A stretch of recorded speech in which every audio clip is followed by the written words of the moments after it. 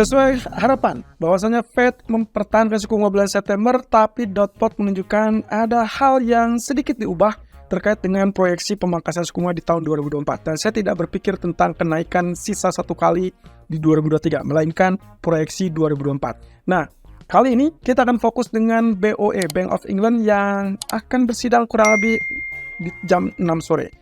Jadi apa saja yang menjadi faktor penggerak market? Ini dia ulasannya. Oke, data ekonomi minggu ini sudah sampai ke tanggal 20 September dan kita akan melanjutkan dengan data ekonomi penting lainnya, yaitu dari Inggris, BOE Interest Rate Decision. Dan kali ini kelihatannya agak berubah karena setelah kemarin data inflasi Inggris yang dirilis dengan angka yang sangat menakjubkan, maka kali ini akan ada perubahan terkait dengan proyeksi apakah BOE akan tetap melakukan kenaikan suku bunga atau justru mempertahankan suku bunga. Minggu lalu kita sudah sempat dapatkan RBA, kemudian ECB, dan juga beberapa bank sentral lainnya, termasuk Fed yang tadi malam mempertahankan tingkat suku bunga acuan. Tapi apakah BOE akan menyusul kemudian? Karena diperkirakan harusnya malam ini kita akan melakukan kenaikan suku bunga dari BOE. Nah, itu pula yang akan menunjukkan ekspektasi berikutnya. Selain tentunya data ekonomi dari Amerika, kita akan bicara tentang existing home sales, kemudian Philadelphia Fed Manufacturing Index, dan of course klaim pengangguran mingguan. Di sisi lain, market movernya ada dua hal di situ, yang diawali dengan kejutan yang cukup menyenangkan sebetulnya kalau kita lihat dari inflasi Inggris yang ternyata dirilis lebih rendah daripada ekspektasi. Semula diperkirakan akan mengalami kenaikan sampai 7,0% dari sebelumnya 6,8%, tapi apa yang terjadi ternyata rilis berada di angka 6,3 atau 6,2%. Terutama untuk inflasi inti yang diperkirakan naik ke 6,8 ternyata turun di 6,2%. Oke, ini berarti salah satu hal yang memang diharapkan oleh para bank sentral tentunya dengan inflasi yang relatif lunak.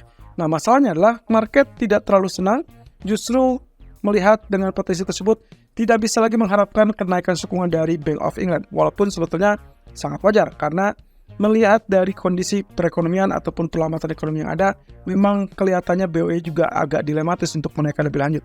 Nah, tapi hal ini dengan penurunan inflasi, maka ada harapan bahwa BOE tidak perlu lagi untuk memaksakan diri menaikkan suku bunga. Oke, ini berarti membuka peluang untuk BOE bisa saja nanti malam mempertahankan suku bunga. Padahal sebelumnya ekspektasinya adalah 80% untuk menaikkan suku bunga kurang lebih 25 basis point. Tapi dengan inflasi yang sudah rilis kemarin, maka peluang tersebut menjadi 50-50 antara menahan atau menaikkan suku bunga. Di sisi lain, market mover berikutnya adalah Fed yang tetap hawkish. Kita tahu bahwasannya dot plot menunjukkan waktu bulan Juni masih menyisakan satu kali kenaikan, dan itu juga tetap disantumkan di dalam dot plot bahwa mereka untuk tahun 2023 tidak ada perubahan. Mereka hanya menyisakan satu kali kenaikan. Sementara yang menjadi sorotan utama saya adalah terkait dengan rencana ataupun proyeksi pemangkasan di 2024.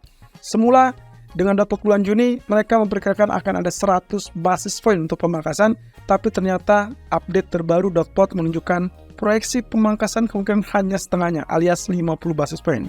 Ini cukup menarik karena hal tersebut berarti menandakan bahwa long rates for longer time, maka kemungkinan posisinya suku bunga akan dipertahankan lebih tinggi lebih lama. Dan itulah yang menjadikan prospektus dari US dollar yang kembali mengalami kenaikan. Di sisi lain, kalau kita lihat dari apa yang sempat kita skenariokan kemarin, maka ini adalah ulangnya. Waktu itu kita memperkirakan untuk suku bunganya tidak berubah. Dan ternyata memang tidak berubah. Dan seperti Anda lihat, sebetulnya emas sempat mengalami kenaikan, dolar sempat mengalami penurunan. Itu adalah di 15 menit pertama atau kurang lebih 10 menit pertama. Lalu kemudian terkait dengan economic projection dan dot plot terutama, memang kita tidak melihat adanya perubahan yang signifikan, melainkan hanya melihat terkali dengan rencana pemangkasan suku bunga. Oleh karena itu, jika kemarin kita memperkirakan dot plot yang berubah adalah terkait dengan tambahan kenaikan suku bunga, itu tidak terjadi, jadi saya store di situ, dan ternyata yang menjadi sorotan adalah pemangkasan suku bunga hanya sekitar 50 basis point. Dan betul saja, US dollar mengalami penguatan dan itu pula yang menekan emas dan juga pasar saham.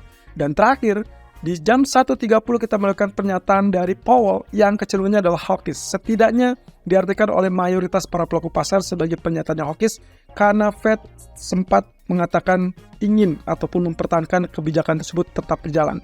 Dan juga mengindikasikan terkait dengan kekhawatiran government shutdown, kemudian juga terkait dengan potensi inflasi masih tetap tinggi gara-gara harga energi atau harga minyak yang cukup tinggi, Dan terakhir adalah terkait dengan ketidakpastian ekonomi, dan mereka sedang berjuang. Kondisi dari ekonomi Amerika masih tetap kuat, dan itu salah satu yang disorot oleh Ketua Jerome Powell. Jadi secara berurutan 15 menit pertama sampai kurang lebih di jam 1.30. Ini adalah pergerakan-pergerakan yang memang secara spesifik mempengaruhi pergerakan market saat itu. Nah, di sisi lain, apa yang akan terjadi berikutnya dari Fed atau setelah pengumuman Fed? Oke, sebetulnya Jerome Powell sudah memberikan kisi-kisi ataupun petunjuk dalam setiap statementnya. Ya, yang saya garis bawah itu adalah penekanan yang ingin ditunjukkan oleh Powell. Terkait dengan harga energi yang tinggi, dikatakan bahwa jika memang harga energi tetap tinggi, maka itu bisa berdampak kepada inflasi dan juga terkait dengan spending atau pengeluaran. Ini berarti menandakan bahwa suku bunga mau tidak mau akan tetap tinggi atau bahkan dinaikkan kembali kalau ternyata melihat harga energi tersebut mengganggu inflasi yang sudah berjalan sampai saat ini. Menurut Powell sudah cukup bagus. 3 kali data terakhir itu sudah memberikan harapan bahwa mereka sudah melihat adanya pelunakan di tingkat inflasi. Tapi dengan kondisi energi ataupun harga minyak lebih tepatnya, kita mungkin saja akan mengganggu dengan konsentrasi Powell dan juga kawan-kawan. Nah, kemudian yang kedua adalah memang dikatakan bisa menaikkan kembali suku bunga jika diperlukan. Tanda kutip inilah yang selalu disampaikan dalam 2 pertemuan terakhir. Pertama adalah FOMC bulan Juni, yang kedua adalah saat dia mengatakan ataupun memberikan statement dalam Jackson Hole Symposium, dan yang ketiga adalah tadi malam. Kalimat ini tetap diulang-ulang dan itu berarti jika diperlukan. Artinya, bagi saya, kalau memang tidak diperlukan, mereka tidak perlu menaikkan suku bunga lagi, bahkan terlanjur untuk menghentikan. Artinya, lagi-lagi di bulan November ataupun bulan Desember, kalau memang tidak diperlukan, tidak perlu menaikkan suku bunga. Walaupun proyeksi dot-plotnya menunjukkan masih sisa 1 kali kenaikan. Dan kemudian yang kita lihat lagi adalah terkait dengan pertumbuhan ekonomi atau GDP yang dikatakan kalau memang ternyata GDP-nya lebih kuat, maka mau tidak mau suku bunga akan lebih tinggi. Dan itu juga isyarat bahwa selama perekonomian tetap tinggi, tetap menguat, maka tidak ada pilihan lain selain Fed mempertahankan suku bunga tinggi lebih lama atau kembali menaikkan suku bunga. Dan ingat, balik lagi dengan garis bawah tadi, jika diperlukan. Nah, kemudian terkait dengan inflasi, kemungkinan menurut Powell, lagi-lagi ini adalah pengulangan dari beberapa pertemuan sebelumnya. Powell mengatakan untuk mengurangi inflasi ini kemungkinan harus mengorbankan pertumbuhan di bawah tren. Itu artinya berarti di bawah 0. Perhatikan saja data GDP. Sejauh ini data GDP Amerika masih tetap di atas 0. Kurang lebih ada di 2%. Dan hal inilah yang membuat Powell dan juga kolega sangat yakin mereka harus tetap mempertahankan suku bunga tinggi sampai dipastikan bahwa inflasi tersebut turun. Dan yang kedua adalah terkait dengan kondisi pasar tenaga kerja yang sedikit lunak. Hal ini digambarkan dengan tingkat pengangguran, unemployment rate. Di data terakhir, kita dapatkan lonjakan ke 3,8%, dan itu belum cukup, teman-teman. Kalau teman-teman lihat di proyeksi dot-plotnya, mereka mengharapkan ya setidaknya akan ada di angka 4% atau di atas 4%. Bahkan untuk tahun 2024 saja diproyeksikan ada di 4,1%.